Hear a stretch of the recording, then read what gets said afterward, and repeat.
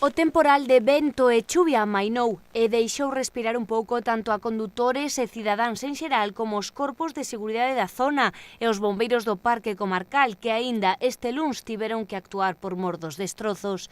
Caídas de árbores en estradas e desprendementos de terra e pedras foron os principais problemas sen que tiveran que lamentar feridos. Afortunadamente, tampouco no sinistro ocorrido no lugar de Moreiras, na parroquia chantadina de San Miguel do Monte, onde a fachada desta vivenda habitada se desplomaba na tarde do domingo. O seu único habitante atoparíase, segundo os veciños, dentro do fogar no momento do derrube, pero felizmente noutra parte desta construción que hoxe presentaba este aspecto. Xa tiña un pouco de bomba para fora e ao final terminou caendo. Bueno, a construción estaba en bon estado ou era unha casa así bastante deteriorada xa? A casa estaba en bastante bon estado, só que abriu aí un pouco e veuse. Pero as causas que podeu ser a chuvia? Non, a chuvia non foi, eso xa levaba moito tempo así. Entonces, co temporal algo tivo que ver? Bueno, co temporal tamén lle axudaría un pouco, pero ao final, entre unha cousa, entre que estaba mal e o temporal acabou caendo. Moita sorte que, bueno, o seu habitante non lle pasou nada, pero estaba na casa, non?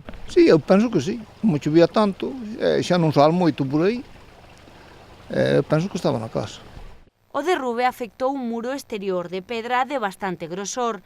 Están por avaliar os danos estruturais en profundidade, pero esta é unha das peores consecuencias do paso de Ana pola nosa comarca.